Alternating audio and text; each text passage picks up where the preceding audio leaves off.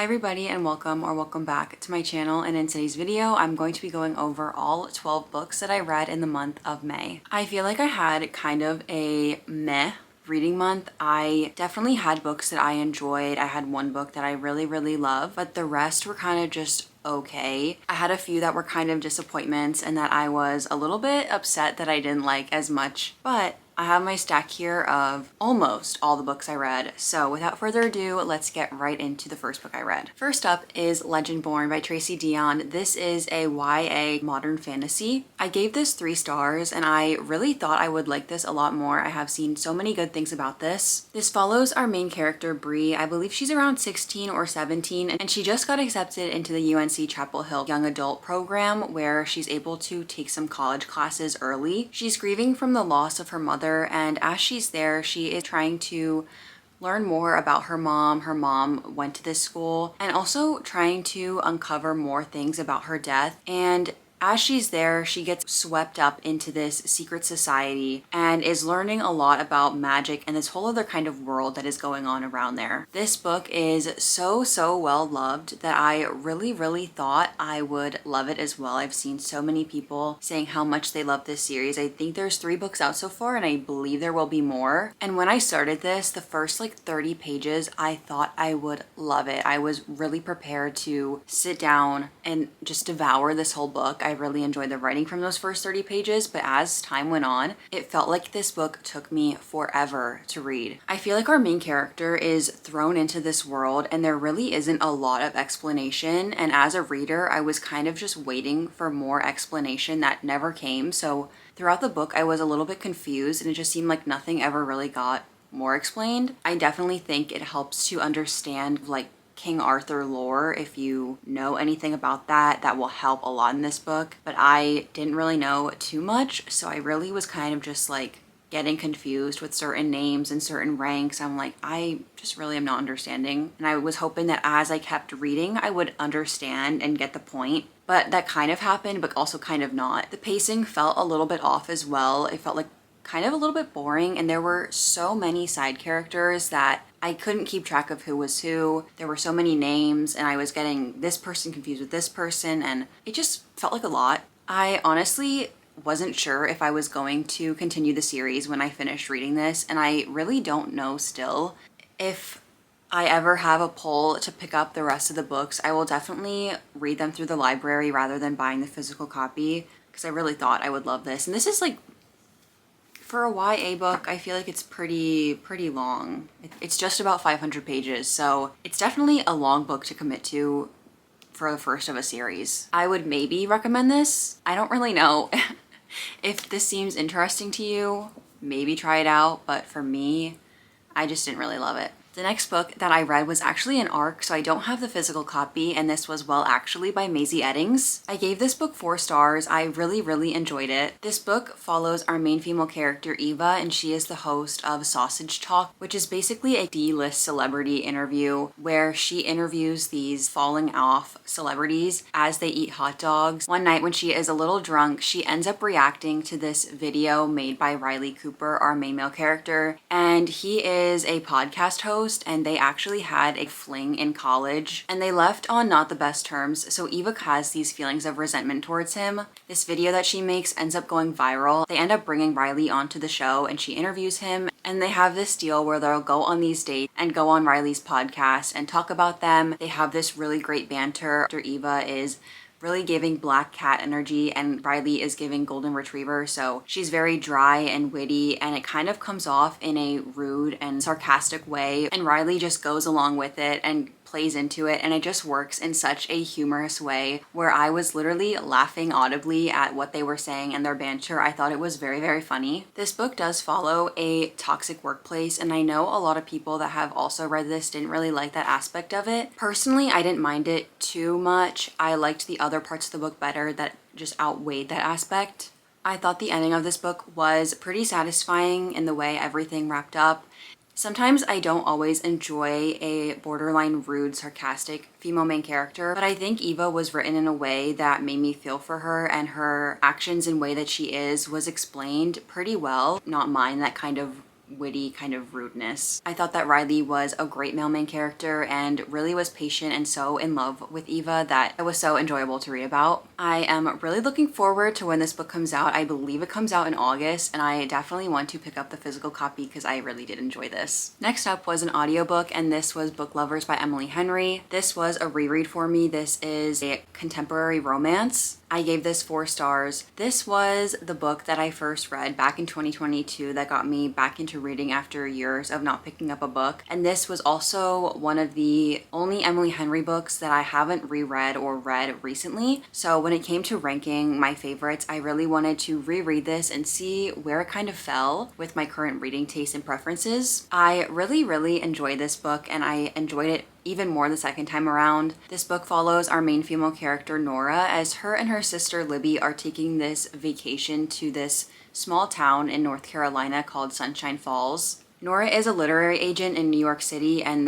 both her and her sister have grown up there. As they're there, they run into Charlie, who is also a book editor from New York City that Nora had a run-in with a couple years ago, and it just did not go the very best. As they're there, they're both working on this book for a mutual client together, and you really just get to see their relationship grow and progress, and it was just such a sweet story. Nora is another character that can come off very icy when you first meet her, but I think that she is written so well and truly so layered that she does care and love so deeply. They have also great sarcastic banter that really had me laughing out loud as well. I also really liked getting to see the sibling relationship between Nora and Libby, and I also really liked the conclusion of this story. I think that all the resolution and the actions felt very true to character, and I just really enjoyed getting to see the way this wrapped up. I really enjoy this. Still don't know where this would fall in my MPen ranking. Definitely above Happy Place, and I think probably above Great Big Beautiful Life as well now. Next up was another audiobook that I now have the physical book of, and this is One Golden Summer by Carly Fortune. I gave this 4 stars, and this is another contemporary romance. Carly Fortune and I have a very rocky relationship. I read her debut novel Every Summer After when it came out. I read it pretty shortly after I read Book Lovers. And in the beginning of that book, I absolutely loved it. And when I got to the end and saw what happened, I was so disappointed that I just really didn't like the book. I read her next 2 novels, Meet Me at the Lake and This Summer Will Be Different, and I really didn't enjoy either of those as well. And although I didn't really enjoy the characters of those books and their actions, I still was able to acknowledge and see that I liked her writing and her kind of prose and the way in which she described her setting. All of her books take place in Canada, and so it just makes for a very rich, atmospheric summer read. I told myself after This Summer Will Be Different that I wouldn't read any more of her books since I didn't really enjoy 3 that I read, but I got the audiobook through the library and decided I would give it another shot since I saw so many good things about this one. And honestly, I'm really glad I did. I really enjoyed this. This book follows Alice, our female main character, as her and her grandmother are spending the summer at Barry's Bay. Alice is a photographer, and she spent one summer at Barry's Bay when she was 17 and took this pretty iconic photo that helped project her career in a way. The male main character of this book is a character that we see a lot in Every Summer After, which is her debut novel. I really enjoyed both the story and the characters in this one, which I was really nervous about since I didn't enjoy the characters of her other books. I also really loved getting to see the whole granddaughter-grandmother relationship in this as well. I love my grandma. I have a great relationship with her, and it just was so nice to read about another strong relationship like that. You really get to see Alice grow throughout this book, and also you get to see Charlie, our main male character, grow as well and kind of accept the love that he deserves. They had great banter, and I really just loved getting to see the progression of their relationship in this as well. While I can't say I recommend Carly Fortune's other books, I definitely recommend this one. This was just so sweet. I really enjoyed this. Next up is a book that I did a little bit of a hybrid of, and this was The Great Alone by Kirsten Hanna. This is a historical kind of women's fiction novel, and I gave this 3 stars. I started out reading this book physically and I struggled, so I ended up listening to the audiobook of this. I buddy read this with my mom, and we both really didn't love this. I have seen so many people say that this is an amazing book, and I just really don't agree. This book takes place in the 1970s, and it follows our main character Lenny as her and her parents are moving to Alaska. Her father is a Vietnam War veteran and he deals with a lot of PTSD, and he's also just not a great person. So you really focus on Lenny and her mom trying to survive this whole new environment that Alaska is providing. You make one mistake, it could cost you your life. But it also focuses a lot on the struggles of them living in this really small cottage kind of cabin, if you will, with Lenny's dad, who is struggling as well. I feel like this book was just one bad thing after one bad thing after one bad thing after one bad thing happening. And it really just almost made it hard to read at times. Even if this was the kind of harsh reality of what their situation may have been like, it felt so repetitive in the bad things that kept happening, and there was no any good thing to balance it out. Even like a minute good thing, there was none of that to balance out the just harsh beating that these characters were getting time after time after time. By the end, I just kind of wanted it to be over. And throughout the book, in the beginning, I had no idea where it was gonna go. And then this one thing happened and I was just like, for real? It just was so frustrating to read, and it also felt a little bit similar to some of the endings of her other books. I've read 3 of her other books. I've read The Four Winds, Firefly Lane, and The Nightingale, and all of those books kind of had a similar ending or a similar theme that happened at the end. I don't know, I kind of feel like I don't love her as an author, which is so kind of sad for me to say just because I know so many people love her, but her books have just kind of been meh to me. They haven't been anything amazing. And this one just really kind of, I think, put both my mom and I off from her. So we'll see. I have one more book on my shelf that I have to read by her. That will determine if we read any more of her books. Next up are 2 books that are a part of a series. I'm just going to group them together because I read them one right after the other. And this was A Torch Against the Night and A Reaper at the Gate by Sabaa Tahir. This is book 2 and book 3 in the Ember and the Ashes series. It has 4 books, so I only have one more to read before I'm done with the series. I gave A Torch Against the Night 5 stars and A Reaper at the Gates 4 stars. A Torch Against the Night picks up immediately after where the first book, An Ember and the Ashes, leaves off. This book is so high stakes. I don't want to say too much about what it's about,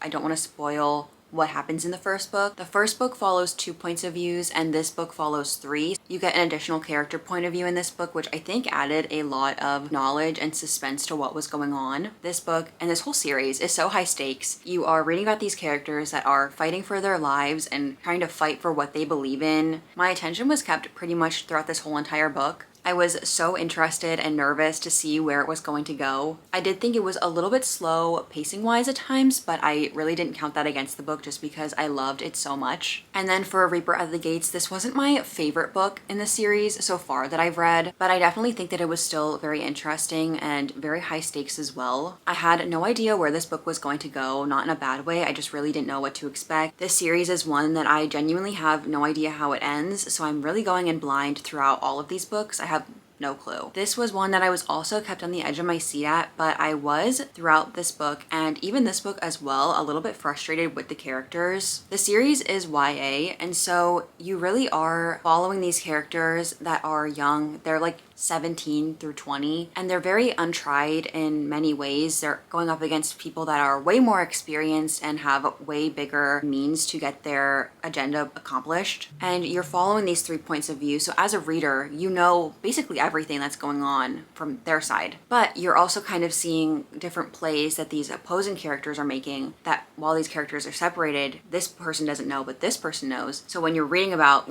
character B trying to make plans against an opposing character that character A knows information about, it's kind of frustrating because it's like, why are you doing this, character B? Just a little bit frustrating sometimes, but still so good. The points of this where there was plot twists, I was able to guess some of them, but something happened in this book that I literally guessed, but still when it was revealed, I was, oh my gosh, tears in my eyes. I was just so shocked, and I just was so interested to, get to the end of this book and really see what is going on and what is happening. The final book is A Sky Beyond the Storm, and I am so nervous, so excited to read that one. I cannot wait. Next up was an audiobook, and this was Quicksilver by Callie Hart. This is an adult fantasy, and I gave this 2 stars. I had seen a lot of good things about this book. I really hadn't seen anything bad about it until I went looking for some kind of negative opinions of it. This book follows our main female character, Saris, and she is living in this very poor area of this kingdom, and one day she ends up stealing this gauntlet or glove from a guard, and it gets her in front of the queen, who's like 1,000 or hundreds of years old. And as she's there, she somehow gets transported into this fae world, and she comes into contact with this fae warrior called Kingfisher. You see that she has this power that allows her to manipulate this thing called Quicksilver, which acts as a portal between different worlds. So like she's in the mortal world, and then now she's in the fae world because of the Quicksilver that she was able to survive. But personally, I thought this book was so bad. I'm sorry. I did not like this book at all. Our main female character is kind of insufferable, and I just am not a fan of a very sarcastic female main character in a fantasy series like this. This girl is up with these people that are, you know, fae, like new species, could easily kill you, and she's just kind of giving them these witty remarks and like trying to act all bad. And I'm like, girl, what are you doing? This book was so cringy to me, and like I was listening to it one time and I was in the kitchen making dinner and I audibly cackled at how uncomfortable this one scene was making me. I did not like this book at all. This also felt so similar, like it was trying to be ACOTAR. Not every book needs mates. I'm sorry. Not every book needs mates. There were also so many characters introduced in this book, it almost felt like it was trying to do an ACOTAR Inner Circle vibe, but it was the first book.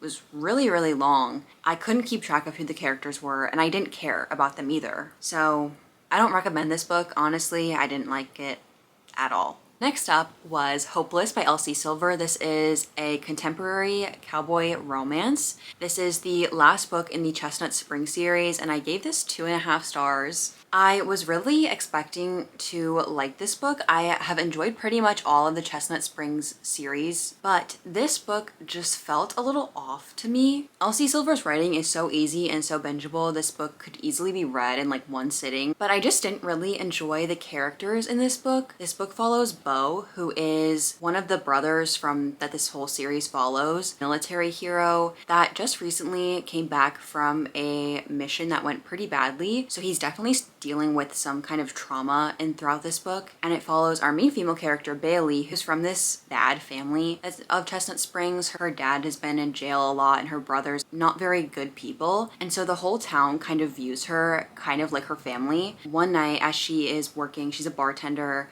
Bo comes into the bar, and they kind of have this starting of a relationship where she's like, you know, you can get anything you want in this town because everybody loves you and your family, but I can't even get a job. And so he basically offers to get married but kind of just be engaged so people will view her as being a part of his family, prove her wrong. Bailey is 22 and I'm 21, and I would never say like half the things that this girl says. Just very like awkward sometimes in like the randomness of what she says. It just was like very odd, and I feel like Bo's PTSD was kind of just glossed over. I just didn't love this one. In the beginning, I enjoyed it, but as it went on, I just wanted it to be over with.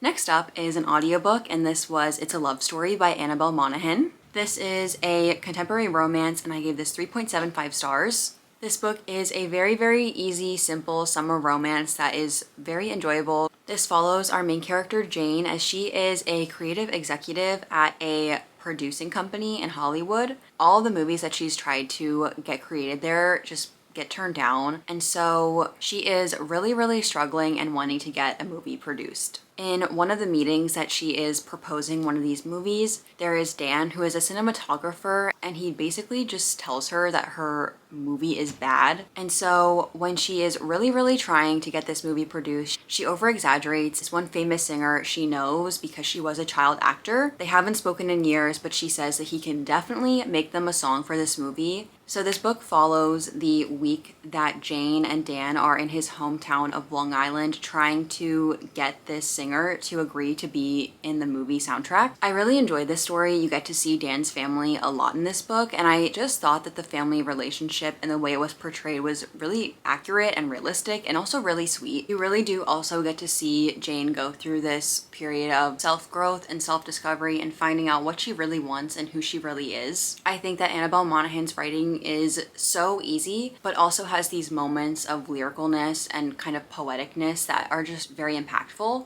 I gave this a 3.75 because Jane is a little bit quirky and I don't always enjoy reading about that in a book. I kind of noticed it more in the beginning and then it went away a little bit, but there were definitely sprinkles of it throughout the book. And also this whole love story takes place over the span of a week. So I just feel like it should have had more time to kind of grow and kind of back up these statements of how much they really loved each other. Overall, I really enjoyed this, would definitely recommend, and